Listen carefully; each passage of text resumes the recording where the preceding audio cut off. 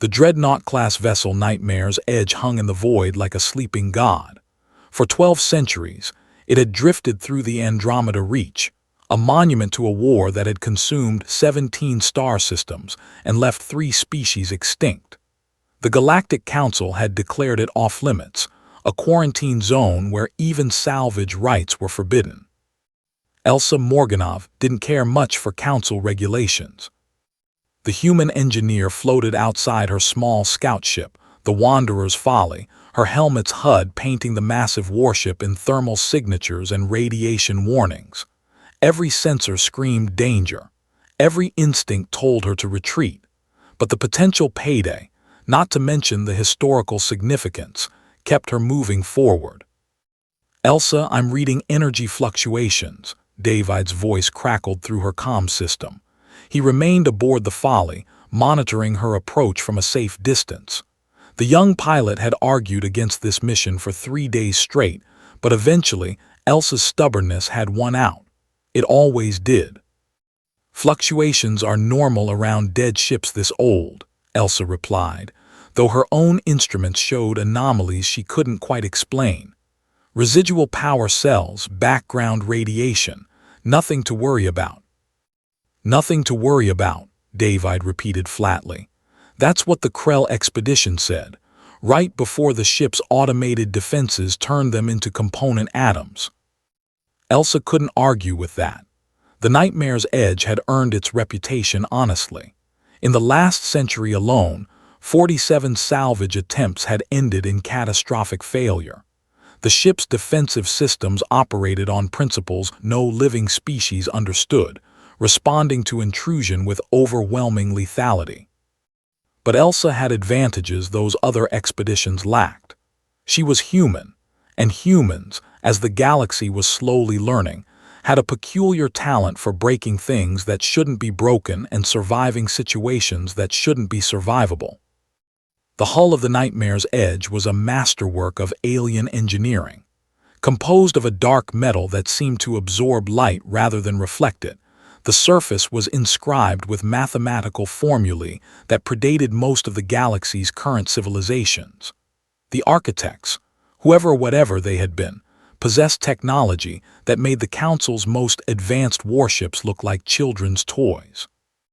Elsa activated her magnetic grapples and made contact with the hull.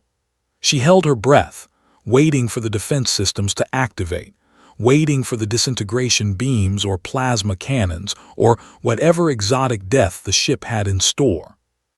Nothing happened. "I'm on the hull," she reported, unable to keep the surprise from her voice. No hostile response. "Yet," David added ominously, "maybe it's waiting." "Ships don't wait, David. They react or they don't." Even as she said it, Elsa wondered if she believed her own words. There was something different about this vessel, something that felt less like technology and more like presence. She made her way across the hull, following the blueprint data she'd purchased from a Vexter information broker.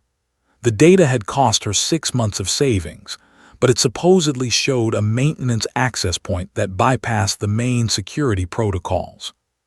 Supposedly. The hatch was exactly where the blueprint indicated, a circular portal sealed with a locking mechanism that resembled organic crystalline growth more than mechanical engineering. Elsa pulled out her tools, simple implements, really. A plasma torch, a pry bar, some bypass cables. Nothing sophisticated enough to trigger advanced countermeasures. At least that was the theory. She began cutting into the seal, watching the metal glow and separate under her torch's beam.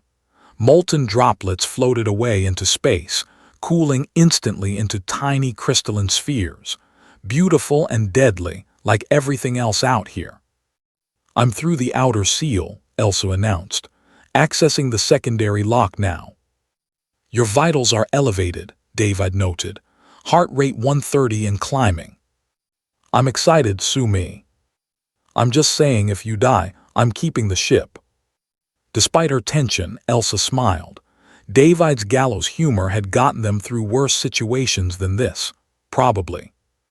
The secondary lock yielded to her plasma torch, and with a hiss of escaping atmosphere, still breathable after 1,200 years, somehow, the hatch opened. Elsa pulled herself through into darkness so complete her helmet light seemed to die within meters. The interior corridor defied her expectations. Instead of decay and abandonment, she found surfaces that gleamed as if freshly polished.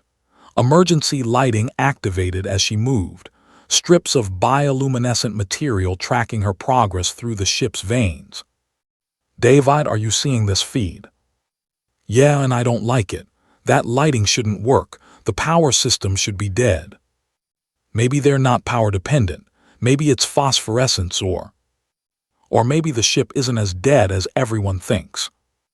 Elsa pushed deeper into the vessel, her curiosity overriding her caution. The corridors were designed for beings larger than humans.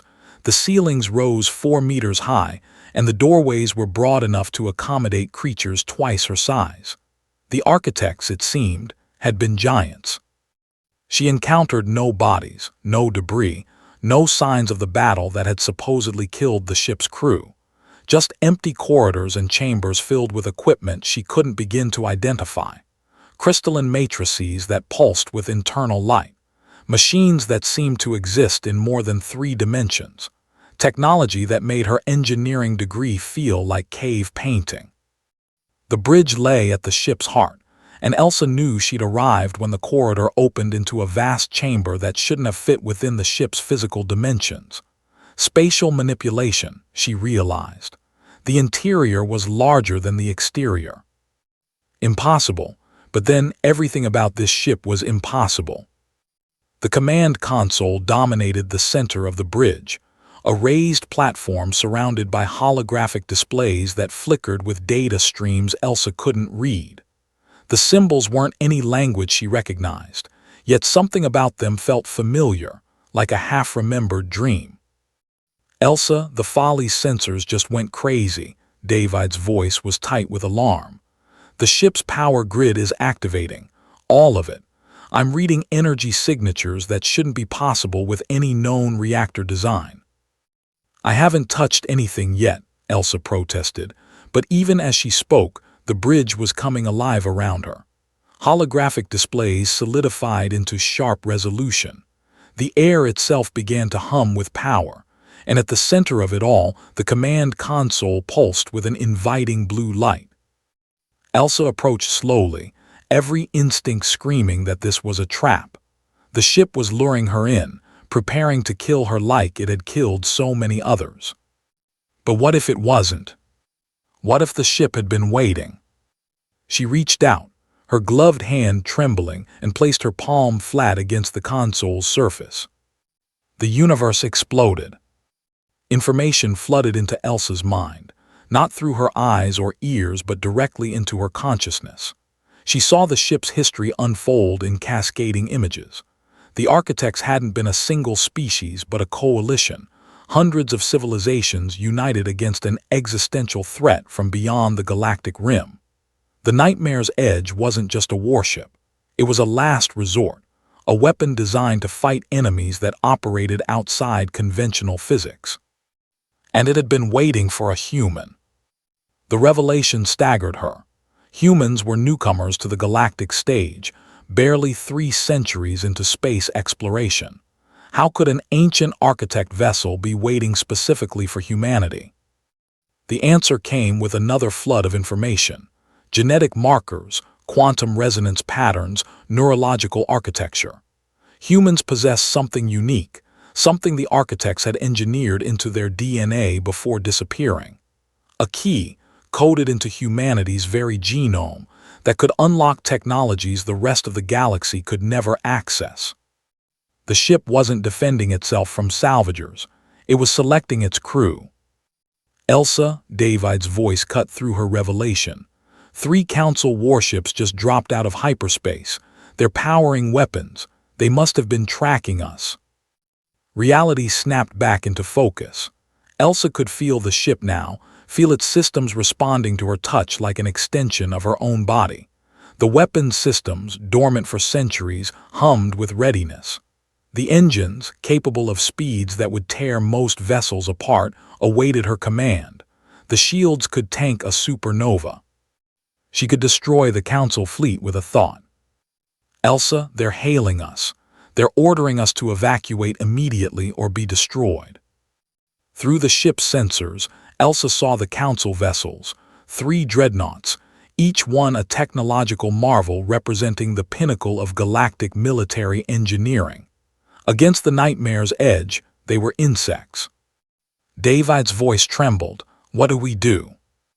Elsa stood at the console, feeling the power at her fingertips, and made her choice. Not as a salvager chasing a payday, but as the first human to touch a weapon that could reshape the galaxy. We leave, she said finally, her voice steady. We take the ship, but we don't fight. The galaxy doesn't need more war. It needs to understand that humanity isn't here to conquer. They're not going to just let us leave. They will, Elsa replied, and through the ship's communication systems, she broadcasted on all frequencies. This is Elsa Morganov aboard the Nightmare's Edge. We're departing this system. Anyone who tries to stop us will learn why this ship earned its name. The Nightmare's Edge's engines ignited for the first time in 1,200 years, and the universe bent around them as they vanished into hyperspace, leaving the Council fleet far behind. David's stunned voice filled the calm. Did we just steal the galaxy's most dangerous warship? Elsa laughed, feeling the ship respond to her joy with what could only be described as satisfaction. Yeah, we did. The console pulsed beneath her hand, and Elsa knew this was only the beginning. The galaxy had no idea what humanity was capable of. But they were about to learn.